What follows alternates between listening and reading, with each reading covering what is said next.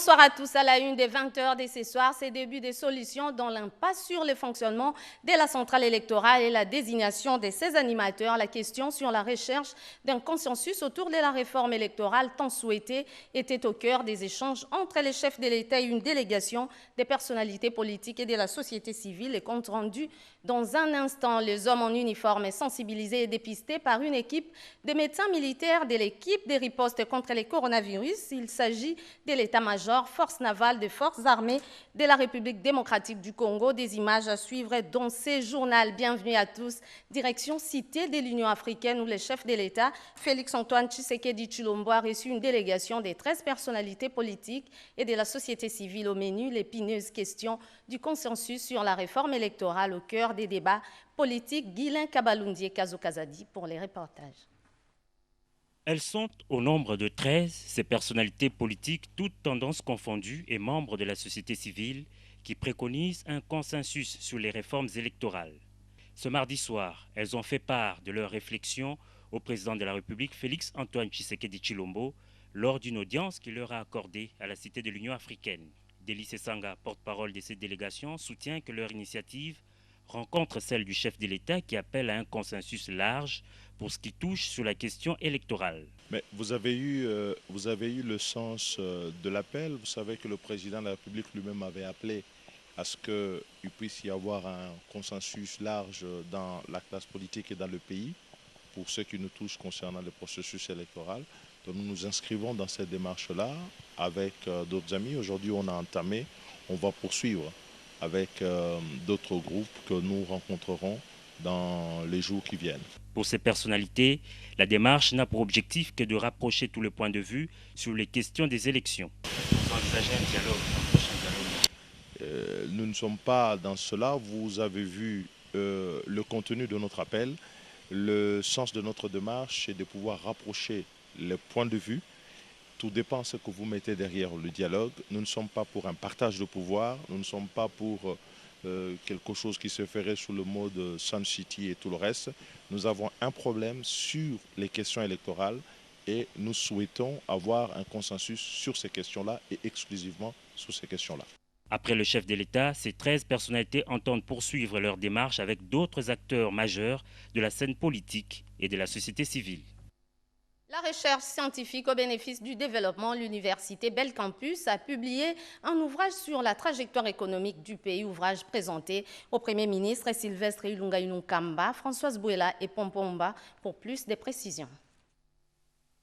Quand la science joue son rôle de laboratoire et vient présenter les résultats de ses recherches et analyses pour résoudre les problèmes de la société, ce mercredi 29 juillet 2020, l'Université technologique Belcampus, à travers son observatoire économique et de management, est devenue par le biais de son fondateur, Léopold Bossekota, présenter au Premier ministre Ilunga Ilunkamba le plan Congo démocratique émergent à l'horizon 2040, orientation stratégique de développement 2020-2030.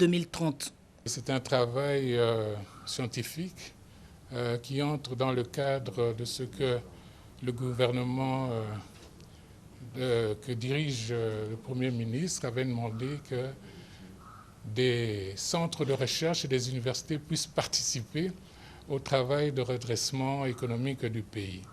C'est dans ce cadre-là que nous avons élaboré ce travail de 1350 pages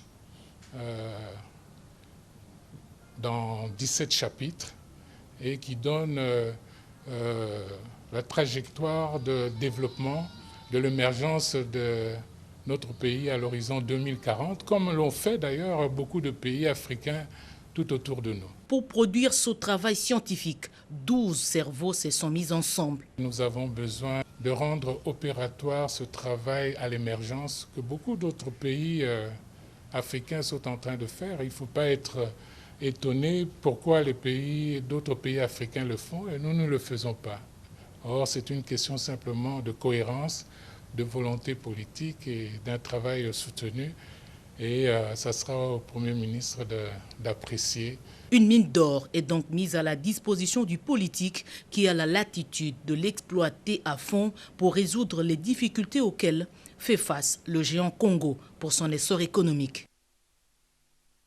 parle pas d'une récession, mais plutôt d'un ralentissement de l'activité économique en République démocratique du Congo. L'exécution de la loi des finances publiques serait en deçà des prévisions suite à la crise sanitaire qui touche de plein fouet l'économie mondiale. Un choc exogène évoqué par le vice-premier ministre et ministre du Budget, Jean-Baudouin Mayomambeke, qui était en séance de travail avec les élus, membres de la Commission économie et finances de l'Assemblée nationale. Les comptes rendus à travers ces reportages de Cédric Keninambo. Après avoir défendu les rapports de l'exécution de la loi des finances de l'exercice 2020 au premier trimestre devant la commission ECOFIN de la Chambre basse du Parlement, redevabilité oblige, le vice-premier ministre, ministre du Budget Jean-Baudouin Mayomambeke a échangé avec une délégation des députés nationaux, membres de cet organe technique de l'Assemblée nationale. Conduite par les rapporteurs de la dite commission, les députés Siménéoa Siméné. Les patrons du budget, qui avaient à ses côtés les vice-ministres des Finances, Junior Mata, a fourni des informations nécessaires, claires et nettes, sur l'exécution de la loi des finances impactée par la crise sanitaire mondiale, aux conséquences fâcheuses sur les économies, surtout les faibles, à l'image de celle de la République démocratique du Congo. Un coup dur sur la mobilisation des recettes dues au trésor public et les assignations des différents services mobilisateurs des ressources publiques. La démarche vise à tenir au courant l'autorité budgétaire de l'évolution de moyens mis à la disposition de l'exécutif national pour mettre en exécution les politiques publiques. Un exercice permanent et réglementaire pour garantir l'orthodoxie financière. Toujours dans la recherche d'une gestion orthodoxe des ressources financières, d'autres élus du peuple, cette fois de la dynamique des 10, s'engagent à soutenir l'ère nouvelle incarnée par l'inspecteur général des finances Jules Alinguete, nommé récemment à la tête de l'IGF. Encore une fois de plus, Cédric Keninambo. Politique et je vous ferai des bonnes finances. Comme pour dire, la gestion des finances publiques va de pair avec la bonne gouvernance. Et l'inspecteur général des finances, chef des services Jules Alinguete, en a conscience à travers les objectifs lui assignés par le chef de l'État Félix-Antoine Tshisekedi sur la transparence dans la gestion des ressources publiques. Les députés nationaux, membres de la dynamique appelée D10, reçus par l'inspecteur général des finances, ont fait montre de leur engagement pour accompagner le chef de l'État dans sa vision du redressement des finances publiques. Un volet a retenu l'attention, le contrôle des paiements en mode d'urgence qui prend près de 30% des recettes et pour lesquels la transparence doit être une exigence. Ces paiements en mode d'urgence qui nous prend 30% des recettes ou du montant à payer mensuel doivent être connus du public. Étant donné que nous sommes ce qu'on appelle l'autorité budgétaire, c'est le Parlement qui octroie au pouvoir exécutif les moyens de fonctionner. Et lorsque nous avons une structure qui suit de près, qui accompagne les chefs dans sa vision d'un nouveau Congo, comme il a dit, il ne veut pas que les Congolais meurent de mauvaises pratiques, mais que les Congolais changent. Ces élus du peuple disent oui pour accompagner la nouvelle dynamique qui s'installe et proposent dans l'objectif d'une sensibilisation élargie des séances pédagogiques à l'endroit des représentants du peuple avec comme animateur principal l'inspecteur général des finances. Concernant les derniers communiqués de l'IGF sur le contrôle des exonérations, allègements fiscaux et compensations, la délégation des députés nationaux promet son accompagnement. Depuis un certain temps, les anciens élus provinciaux de la première législature frappent à la porte des ministères concernés dans la chaîne des dépenses pour obtenir les paiements de leurs émoluments. Ce mercredi 29 juillet 2020, ils ont échangé avec les directeurs des cabinets du ministre des Finances, Bobo Anan, Koukoumokondie et Camille Djoké pour les reportages. C'est au nom du ministre des Finances, Célie Yalagouli Empêché, que le directeur de cabinet de ses portefeuilles ministériels a pris langue avec un groupe de députés provinciaux venus de 4 coins du pays. Au cœur de leur fructueux entretien, les deux partis, ces élus provinciaux et les membres du cabinet de l'argentier national ont passé au crible les différents aspects liés au fonctionnement harmonieux de toutes les institutions législatives provinciales, de l'administration aux finances, en passant par les sociales et autres faits d'une bonne gouvernance. Toutes ces matières ont été abordées sans complaisance. D'où ces thérapies de choc soulignées par ces députés provinciaux gagent de meilleurs lendemains de leurs institutions. Ce sont les 26 assemblées provinciales de la RDC réunies en collectif dont nous représentons et nous sommes en train de réclamer nos arriérés de 9 mois. Allez-y comprendre, depuis que nous sommes là, qu'on nous paye, et ça, on nous le prive aussi pendant 9 mois. Le budget nous a dit qu'il a déjà tout. La Banque mondiale, l'un des partenaires importants de la République démocratique du Congo en matière de développement, les relations avec cette institution de Bretton Woods étaient au centre des échanges entre la ministre d'État, ministre des Affaires étrangères Marine Toumba-Nzeza et les directeurs pays de la Banque mondiale. C'est un commentaire de Gina Wabiwa. Jean-Christophe Carré, représentant pays de la Banque mondiale en République démocratique du Congo, était reçu en audience ce mardi 28 juillet par la ministre d'État, ministre des Affaires étrangères, Marine Toumba-Nzeza. L'état des relations entre cette institution internationale et la République démocratique du Congo était au centre de leurs échanges. Oui, merci de votre question. Donc c'est effectivement, je viens de rencontrer Madame la ministre des Affaires étrangères, c'est la première fois que je la rencontre. Parce que quand on est la Banque mondiale, on n'est pas une institution diplomatique tout à fait comme les autres. Et notre principal interlocuteur dans un pays, en général, c'est celui qui est désigné par le pays pour être le gouverneur de la Banque mondiale. Et c'est donc, en l'occurrence, en République démocratique du Congo, le ministre des Finances. Donc je suis quelqu'un qui est habitué à rencontrer et le ministre des Finances et le Premier ministre pour discuter de notre partenariat et des projets de développement qu'on finance dans différents secteurs. Et c'est effectivement la première fois que je rencontrais directement la ministre des Affaires étrangères. À l'issue de cette rencontre, Jean-Christophe Carré a déclaré sa satisfaction pour cette toute première rencontre avec la chef de la diplomatie congolaise. Autre chose, des bourses d'études pour les élèves particulièrement les plus méritants. La Fondation Denis Nyakeru Tshisekedi élargit son cercle des partenaires. L'ambassadeur du Maroc en poste à Kinshasa a émis le vœu de nouer un partenariat dans ces cadres. Naïcha Kialamouila et Charmant Lelo Zolana pour plus de précisions. Donner l'opportunité à un plus grand nombre d'élèves finalistes du secondaire de poursuivre leur cursus académique, le défi est certes de taille, mais pas impossible à relever. À travers Excellencia, ce programme ambitieux de la Fondation Denis Nyakeru Tshisekedi, la première dame, se penche résolument sur la question. Le Royaume du Maroc, l'une des références en matière de recherche et d'études universitaires, a été approché par la Fondation de la première dame pour un possible partenariat dans l'octroi des bourses aux futurs lauréats de l'examen d'État. D'abord, c'est un honneur de rencontrer la première dame.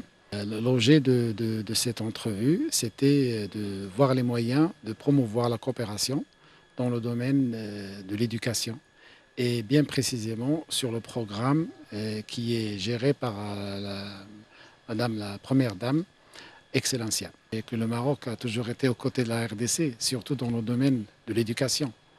Donc nous allons voir comment progresser cette coopération et aider dans le sens pour la réussite de Excellencia. De l'université Kadi Ayad à celle de Hassan II, en passant par l'université Mohamed V ou dans plusieurs de ses établissements universitaires, le royaume chérifien propose un cadre propice à la recherche scientifique dans plusieurs domaines. Promouvoir la culture de l'excellence en mettant les jeunes Congolais dans les meilleures conditions d'études, la première dame, à travers la fondation qui porte son nom, veut ainsi inciter les jeunes élites de demain de donner le meilleur d'eux et porter haut l'étendard du pays.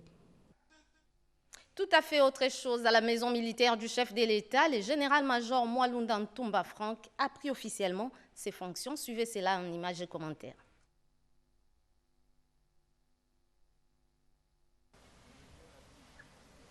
Double cérémonie de remise reprise ce mercredi 29 juillet à la maison militaire du président de la République Félix-Antoine Tshisekedi entre le chef de la maison militaire sortant, le lieutenant-général Jean-Claude Yav Kabeya, et l'entrant, le général-major Mwalunda Ntumba Frank, et leurs adjoints en charge des opérations et renseignements sortant, les généraux de brigade Augustin Moubia Imanda et l'entrant, les généraux de brigade Simplice Mouchiba, tous nommés le 17 juillet dernier par le chef de l'État par une série d'ordonnances consacrant des nouvelles mises en place au sein de forces armées de la RDC. La cérémonie était présidée par le directeur du cabinet AI du chef de l'État. Dans son mot, Désiré Cachemire Eberhard Kolongele a rappelé au nouveau chef de la maison militaire la discipline et la loyauté au commandant suprême et au personnel de cette maison militaire de travailler avec le même état d'esprit, la même volonté et loyauté comme avant, tout en rappelant que c'est une structure attachée directement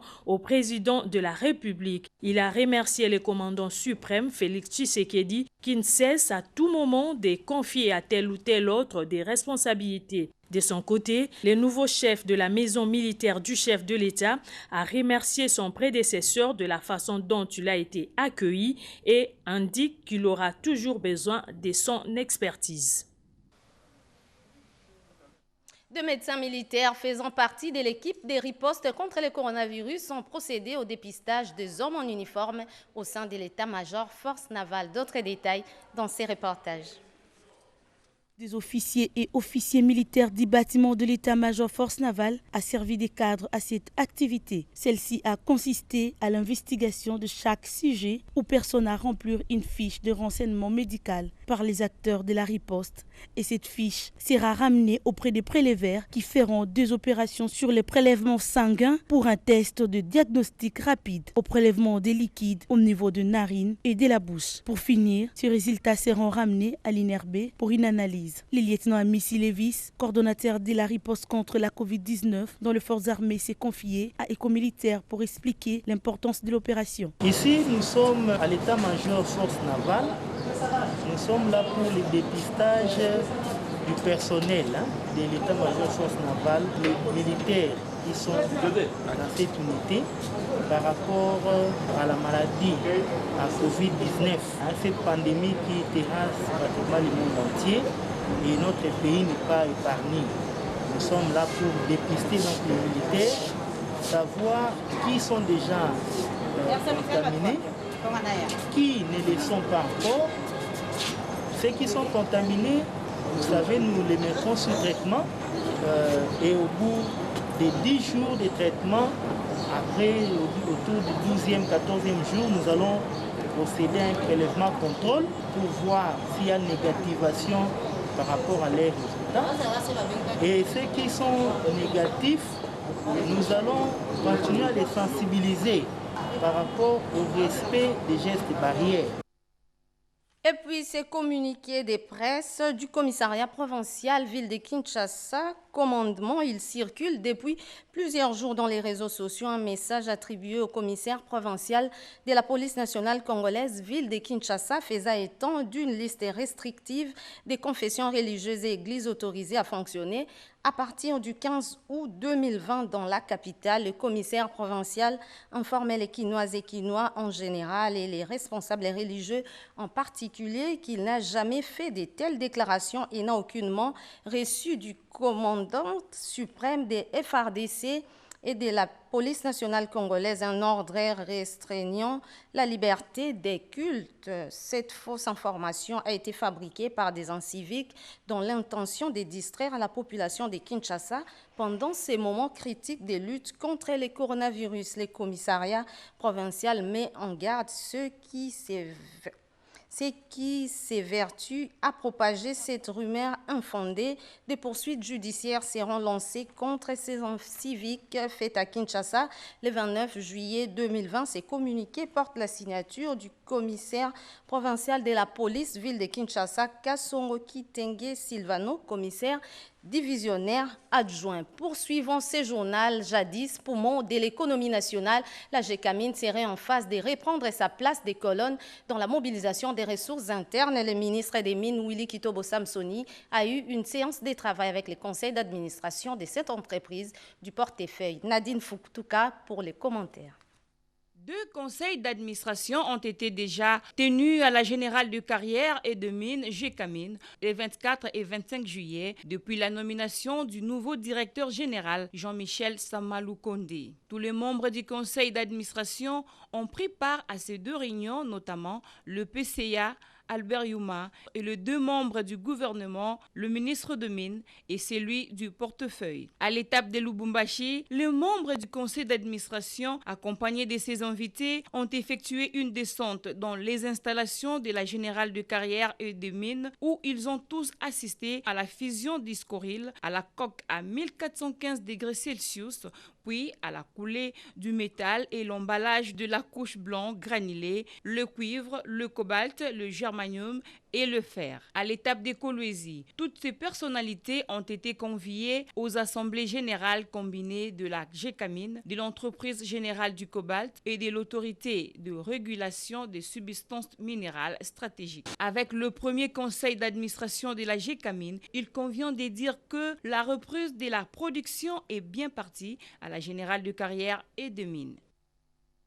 La gestion des minerais stratégiques, un rapport assorti des recommandations vient d'être publié par l'organisation non gouvernementale internationale Sarwa. Suivez. Rôle des conseillers du gouvernement de la République pour la bonne gouvernance des ressources naturelles, Sarwa, cette organisation internationale a fait une analyse autour des questions liées à la gestion des minéraux stratégiques en RDC. Cette ONG a réfléchi notamment sur la mise en place de l'autorité de régulation et de contrôle des minéraux stratégiques, sur la création de l'entreprise générale du cobalt, ainsi que sur le contrôle de l'exploitation artisanale. ARECOMS vient s'ajouter. C'est contraire à la loi. Ça, c'est un décret qui a créé. On a demandé à ce que le gouvernement rapporte ces décrets. Par rapport à ça, nous sommes arrivés jusqu'à proposer de créer une commission technique mixte qui pourrait alors regrouper tous les services qui sont concernés du contrôle et de régulation, notamment les CSC, les CMAP, l'OCC, la GECAMINE elle-même et même la DGM. Parce que le problème, c'est l'exportation, le problème, c'est l'achat. Nous avons recommandé qu'on puisse réguler et contrôler les minéraux de l'or. Les recommandations sorties de cette réflexion la plus saillante demandent la révision du décret créant l'ARESCOM pour éviter les conflits de compétences avec d'autres structures déjà existantes telles que le CSC, SAEMAP, DGM. La création de l'entreprise générale du cobalt, si elle porte ses fruits, qu'elle soit dupliquée pour d'autres filières. Cette analyse traduite dans un recueil encourage le gouvernement de la République à réguler et à contrôler l'or issu de l'exploitation artisanale qui régulièrement traverse de manière frauduleuse les frontières congolaises faute de politiques d'attraction et d'installer la fonderie et la raffinerie, ce qui permettra au pays d'amasser de réserves d'or qui serviraient de réserves monétaires pour la stabilité de l'économie nationale.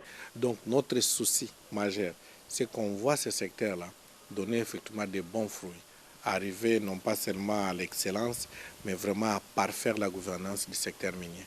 Sarwa espère que le gouvernement congolais prendra en compte toutes ces recommandations. Une synergie dans les actions à mener pour la protection des droits de la femme. L'AIPAS, une structure de défense des droits de la femme, s'engage aux côtés du ministère du Genre, Enfants et Familles pour faire avancer les combats de la femme. Suivez. En première ligne dans les combats pour le droit de la femme, plus spécifiquement le droit sur la santé sexuelle et reproductive, l'AIPAS resserre ses liens avec son partenaire habituel, les ministères du Genre, Enfants et Familles.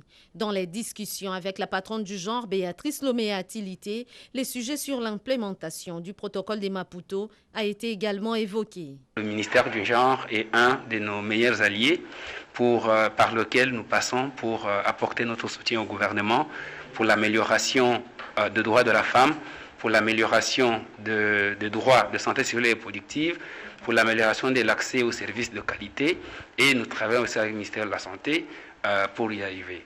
Alors notre visite d'aujourd'hui était non seulement une visite de courtoisie après la levée de l'état d'urgence, mais aussi des planifications pour les prochaines étapes, essentiellement par rapport à l'implémentation du protocole de Maputo, dont le ministère du Genre assure le lead, et donc nous voulions recevoir de son Excellence Madame la Ministre des informations par rapport à sa planification sur la suite de l'implémentation et voir dans quelle mesure nous pouvons apporter notre soutien, comme nous le faisons déjà, soit à travers directement le cabinet, soit à travers la cellule technique, mais aussi à travers les organisations partenaires à base communautaire qui sont partenaires du ministère du Genre. Le but ultime de ces cadres d'échange est d'atteindre un seuil acceptable dans l'accès des femmes aux services sociaux de base. Par ailleurs, le ministre de la Santé publique, le docteur Eteni Longondo, lui, a échangé avec les élus de la province de la Chuap. On fait le point dans ses commentaires de Lucie Lavichissenda. Problèmes de santé et d'autres situations liées au développement de la province de la Chuapa sur la table du ministre de la Santé, le docteur Eteni Longondo. Les députés et sénateurs de cette province ont échangé ce mercredi sur ces sujets avec le ministre de la Santé. Le président du caucus des députés et sénateurs de la Chuapa a remercié le ministre Eteni pour cette initiative qui a permis à chacun des membres d'exposer les problèmes qui rongent la province, notamment les infrastructures sanitaires inexistantes, l'insuffisance du personnel soignant et le manque criant du matériel médical et tant d'autres. Actualité oblige, la lutte contre la maladie à coronavirus a été également évoquée au cours de cette rencontre. Donc nous sommes venus le voir à deux titres. D'abord en tant que ministre d'État, celui qui s'occupe des questions fondamentales de la santé, et la Chuapa a des préoccupations en matière de la santé. Et nous devons se le voir comme un homme politique de la province. Il y a des maladies et des situations qui exigent l'intervention du ministre et il a promis qu'il va y accorder priorité et nous croyons que ça va se faire. Et lui dire que nous suivons avec intérêt le combat qu'il mène et dans ces combats il n'est pas seul. Nous le soutenons pour qu'il puisse, n'est-ce pas, faire face à toute adversité de ces maladies, que ce soit la Covid, que ce soit Ebola ou d'autres. Il doit compter sur les élus de la Chuapa pour qu'ils puissent aider la nation, la République, à sortir victorieuse de toutes ces épreuves. Conscient des difficultés qui secouent la province de la Chuapa, le ministre Eteni Longondo a rassuré ses interlocuteurs que le gouvernement ne ménagera aucun effort pour trouver des solutions idoines afin de sortir la Chuapa des difficultés auxquelles elle fait face. Des pourparlers avec certains bailleurs de fonds seront déjà entamés pour ces problèmes de santé, a dit le ministre de la Santé. Parlons justice dans ce journal. L'Assemblée générale du 29e Congrès mondial du notariat à Jakarta, en Indonésie, tenue en 2019, a formulé plusieurs recommandations. L'Union nationale des notaires de la République démocratique du Congo en a fait part au vice-ministre de la Justice. Suivez. C'est une résolution coulée sous forme de brevet que le secrétaire général de l'Union nationale des notaires de la République démocratique du Congo a remis au vice-ministre de la Justice, Maître Bernard Takaiché Ngumbi. Selon le notaire André Lobokwete, le notariat de la République démocratique du Congo fonctionne encore avec beaucoup d'irrégularités et de lacunes. Cette résolution a donc tout son sens pour la RDC. Nous sommes venus rencontrer son Excellence, Monsieur le vice-ministre de la Justice et Garde des Sceaux, pour lui faire part, premièrement, de notre participation au Congrès international du notariat qui a eu lieu en Indonésie, à Jakarta. C'était l'année passée, en 2019. Spécialement parce qu'au cours de ce Congrès international du notariat, en marge, nous avions, après avoir présenté la situation brève du notariat de la RDC, était reçu à la Commission de la coopération du notariat international, laquelle, après avoir examiné les dossiers de la RDC, avait proposé à l'Assemblée, au Conseil d'abord de direction, puis à l'Assemblée générale des notariats membres de l'Union internationale du notariat, qui avait à cette occasion adopté une résolution qui accorde à la République démocratique du Congo, je vais dire au notariat de la RDC, les statuts d'observateur au sein de la Commission des affaires africaines de l'Union internationale du notariat.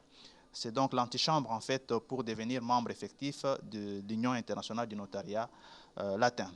Pourquoi? Parce que depuis 2016, il faut le rappeler, il avait été promulgué la loi portant libéralisation de la profession de notaire. Et cette loi avait prévu un délai transitoire de 3 ans, donc lequel est expiré depuis le 15 juillet 2019, délai au cours duquel il devait être mis en place, notamment les structures ordinales, c'est-à-dire la chambre des notaires, la cartographie des notaires, les codes de déontologie, le règlement intérieur, les tarifs des notaires, pour que nous devenions effectivement un notariat libéral comme tous les autres notariats dans le monde.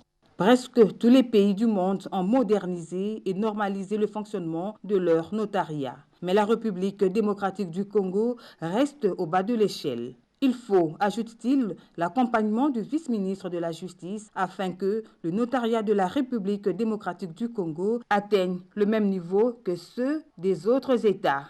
Le patron de la justice congolaise fera tout ce qui est de son pouvoir en vue de redorer le blason terni du service de notariat en République démocratique du Congo. Politique, les sujets qui font l'actualité ont été évoqués dans les échanges entre les présidents intérimaires de l'Union pour la démocratie et les progrès sociaux UDPS, Jean-Marc Kabunda Kabunde et le secrétaire général de la SENCO, M. l'abbé Donatien Cholet, sans commentaire de Bobo Samba. L'après-midi que le secrétaire général de la SENCO est arrivé au cabinet de travail du président intérimaire de l'UDPS, Jean-Marc Kabunda Kabunde. Au cœur des échanges entre les deux personnalités, de questions liées à la vie de la République, notamment leurs réformes au sein de la Commission électorale nationale indépendante. L'abbé Cholet explique. Je suis dans mon rôle de secrétaire général pour savoir ce qu'il pense de ce qui nous tient à cœur, les réformes autour de la CENI, de la loi électorale, parce que c'est quelque chose que nous estimons important et on ne peut pas y arriver si nous ne parlons pas avec les politiques qui sont. Pour sa part, le président intérimaire de l'UDPS s'est montré très ouvert. Jean-Marc Kabunde a dressé le tableau de la situation politique actuelle en République démocratique du Congo, comme le renseigne ici l'abbé Cholet. Il a été très ouvert, ça fait longtemps, c'est depuis 2 mois qu'on ne s'est plus vu. On s'est échangé longuement et c'est aussi important pour nous écouter l'analyse de la situation de la part de ceux qui sont vraiment en politique, c'est tout. Monsieur l'abbé, qu'en est-il de Ronsard Malonda? Bon, ça je crois que c'est du passé. Après les notables, c'est le tour des habitants des villages et bourgades du Congo central de dire merci au chef de l'État pour l'élévation de Joseph Kasavubu, premier président de la République démocratique du Congo, au rang des héros nationaux. Les villages Tchanga Sud s'est exprimé à travers ses délégués.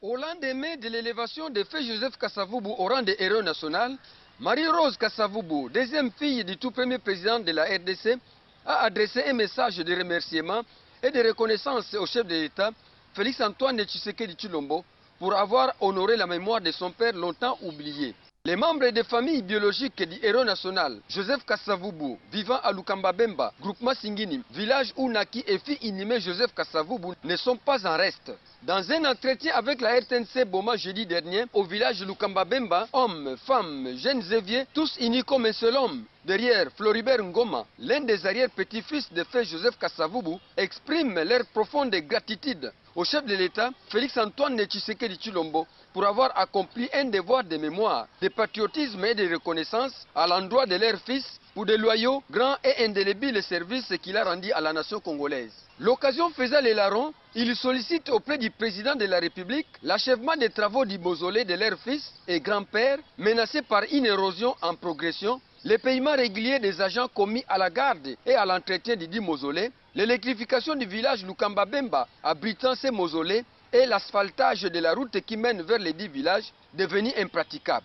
Par ricochet, il remercie le président honoraire Joseph Kabila Kabange pour avoir construit le mausolée Kasavubu qui a rendu le village Lukamba-Bemba un site touristique. Un bienfait n'est jamais oublié. Prendre un verre en respectant les gestes et barrières, un peu difficile mais pas impossible. La société brassicole Bracongo RDC a lancé l'opération Barbopeto pour lutter contre les coronavirus, nous dit Edith Chala Katala.